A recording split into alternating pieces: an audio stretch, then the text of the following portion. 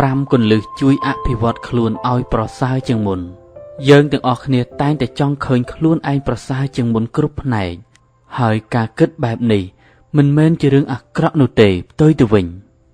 ថែមទាំងបង្ហាញអំពីការយកចិត្តទុកដាក់ចំពោះភាពលូតលាស់ក៏ដូចជាពង្រឹងខ្លួនឯងឲ្យក្លាយជាមនុស្សល្អតាមរយៈគេហទំព័រ Your Tango បានបង្ហាញគន្លឹះ 5 ចំណុចសាមញ្ញរួមចំណែកអភិវឌ្ឍខ្លួនឲ្យក្លាយជាបុគ្គលប្រសើរពីមួយថ្ងៃទៅមួយថ្ងៃ 1. ធ្វើល្អទៅកាន់មនុស្សជុំវិញខ្លួនទង្វើល្អគឺរាប់ចាប់តាំងពីរបៀបនៃការប្រើប្រាស់ពាក្យសម្ដីទៅកាន់មនុស្សដែលបានជួបនៅកន្លែងណាមួយដូចជាញញឹមដាក់មនុស្សដែលមិនធ្លាប់ស្គាល់ពីមុនមកនិងជៀសវាងការដំឡើងសម្លេងពេលនៅក្នុងចំណោមមនុស្សម្នាក់ដទៃគួរកត់សម្គាល់ថា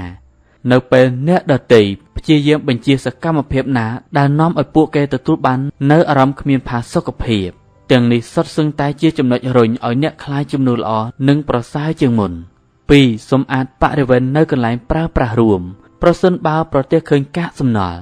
និងសម្រាមនៅតាមដងវិថីគួរតែរួមរើប្រមូលនិងយកទៅបោះចោលទោះបីជាមិនមែនខ្លួនឯងជាអ្នកបោះចោលក៏ដោយ 3. ផ្ដល់មេត្តាចំពោះសត្វមានជីវិតទាំងឡាយបណ្ដុះទឹកចិត្តសប្បុរសចិត្តអាណិតអាសូរនិងការយកចិត្តទុកដាក់ចំពោះសត្វទាំងអស់ដែលមាននៅជុំវិញខ្លួន 4. សរសើរអ្នកដទៃមនុស្សមួយចំនួនធំហាក់រីករាយនឹងពាក្យសរសើរតាមរយៈអ្នកដទៃ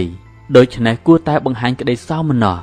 និងពេញចិត្តចំពោះអ្នកដទៃឲ្យបានច្រើនតាមដែលអាចធ្វើទៅបានសរសើរអំពីម៉ូដសក់ឬក៏របៀបដែលពួកគេថែរក្សាខ្លួននោះទេ